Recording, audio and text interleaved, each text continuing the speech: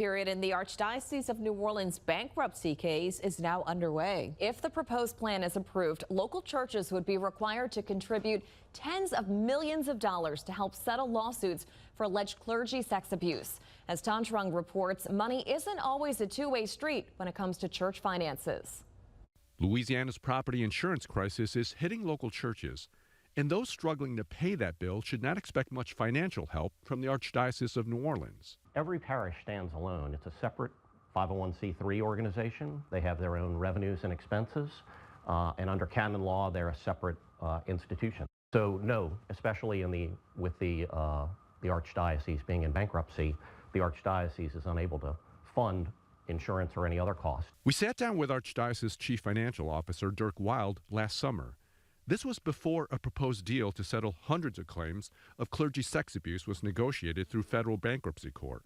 If enough survivors of the alleged abuse accept the deal, it calls for the creation of a settlement fund of at least $180 million, $60 million of which would come from individual parishes and charitable organizations in the Archdiocese. I just think it's wrong to ask the parishes to contribute so much. Richard Kuhn is a claimant in the Archdiocese bankruptcy case. He says a Catholic school administrator sexually abused him when he was a young boy. Kuhn believes the Archdiocese should be held accountable, not individual churches. These crimes were reported to the Archdiocese.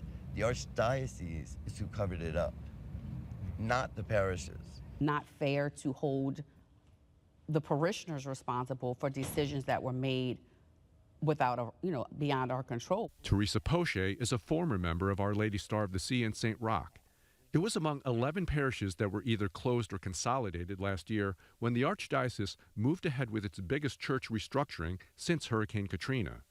Citing challenges like soaring property insurance rates, the Archdiocese said tough decisions had to be made. And certainly we understand how frustrating that can be for families and communities who have a history there. But we need to make sure that going forward, we have a vibrant parish. Teresa Poche says she wished the Archdiocese could have helped her church during its time of trouble. But under canon law, the financial obligation was not there.